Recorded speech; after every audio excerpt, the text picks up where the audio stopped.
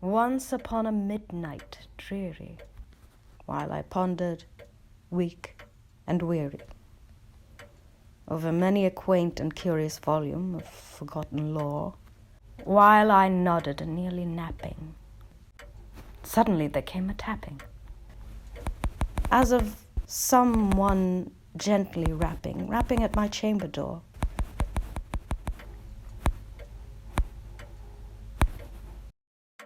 "'Tis some visitor," I muttered, "tapping at my chamber door.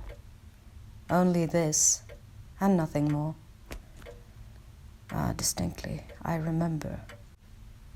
It was in the bleak December, and each separate dying ember wrought its ghost upon the floor. Eagerly I wished the morrow, vainly I had sought to borrow from my book surcease of sorrow, sorrow for the lost Lenore, for the rare and radiant maiden, whom the angels name Lenore, nameless here for evermore. And the silken, sad, uncertain rustling of each purple curtain thrilled me, filled me with fantastic terrors never felt before, so that now to still the beating of my heart I stood repeating, "'Tis some visitor entreating entrance at my chamber door." Some late visitor entreating entrance at my chamber door. This it is, and nothing more. Presently my soul grew stronger, hesitating then no longer.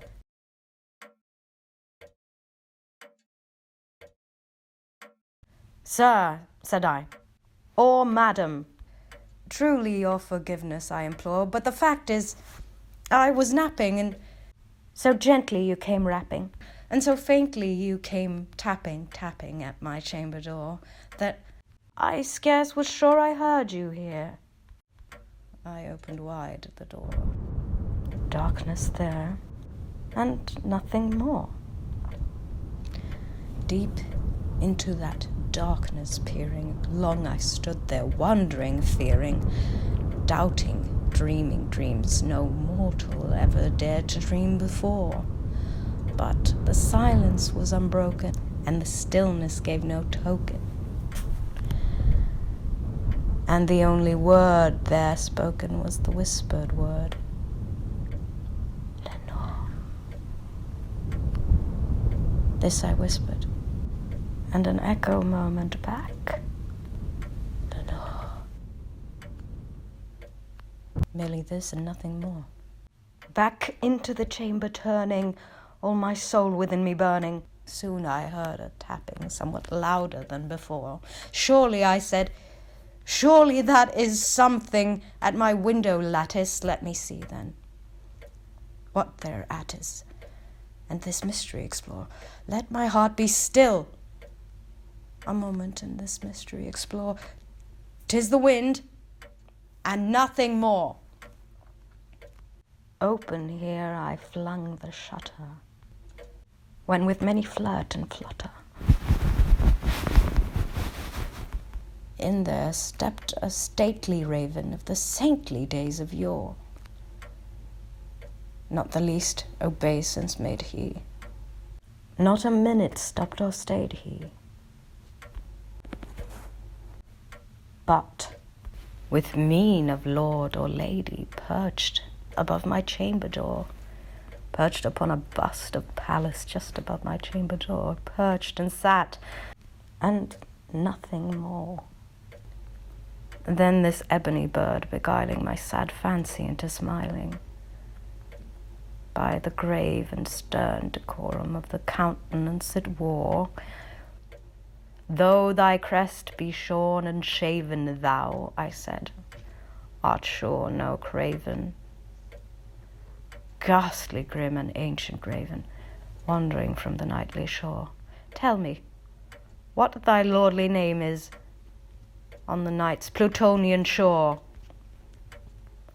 Quoth the raven, "Nevermore." Much I marveled. 'Tis ungainly foul to hear this discourse so plainly, though its answer little meaning, little relevancy bore. For we cannot help agreeing that no living human being ever yet was blessed with seeing bird above his chamber door. Bird or beast upon the sculptured bust above his chamber door with such name as Nevermore. But the raven, sitting lonely on the placid bust, spoke only that one word, as if his soul in that one word he did outpour. Nothing farther then he uttered, not a feather then he fluttered, till I scarcely more than muttered, other friends have flown before, on the morrow he will leave me, as my hopes have flown before. Then the bird said, Nevermore. Startled at the stillness broken by reply so aptly spoken, doubtless, said I, what it utters is its only stock and store, caught from some unhappy master, whom unmerciful disaster followed fast and followed faster, till his songs one burden bore, till the dirges of his hope that melancholy burden bore, of nevermore.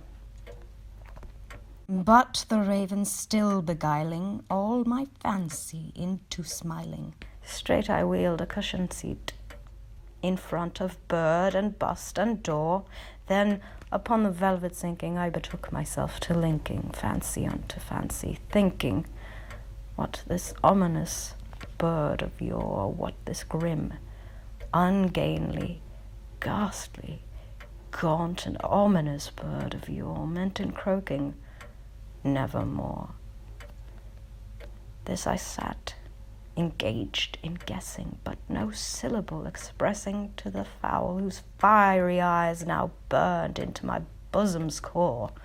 This and more I sat divining with my head at ease, reclining on the cushion's velvet lining that the lamplight gloated o'er. But those velvet violet lining, with the lamplight gloating o'er, she shall press, nevermore. Then methought the air grew denser, perfumed from an unseen censer, swung by seraphim, whose footfalls tinkled on the tuft floor. Wretch, I cried, by God hath lent thee, by these angels he hath sent thee respite, respite, and nepenthe from thy memories of Lenore. Quaff, oh, quaff this kind nepenthe, and forget this lost Lenore. Quoth the raven, Nevermore. Prophet, said I, thing of evil, prophet still, if bird or devil, whether tempter sent or tempest, tossed thee here ashore, desolate, yet all undaunted, on this desert land enchanted, on this home by horror haunted. Tell me truly, I implore, is there balm in Gilead? Tell me, tell me, I implore. Quoth the raven, Nevermore. Prophet, said I, thing of evil, prophet still, if bird or devil. By that heaven that bends above us, by that God we both adore, tell this soul with sorrow laden, if within the distant Aidenn it shall clasp a sainted maiden, whom the angels name Lenore. Quoth the raven, Nevermore. Be that word our sign of parting, bird or fiend, I shrieked, upstarting.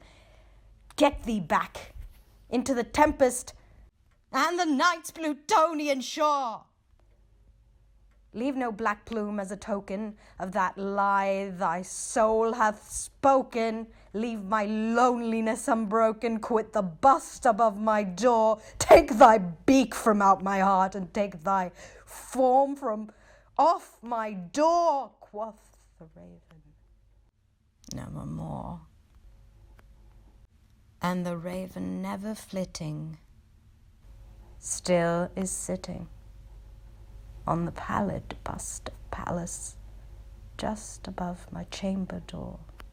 And his eyes have all the seeming of a demon's that is dreaming.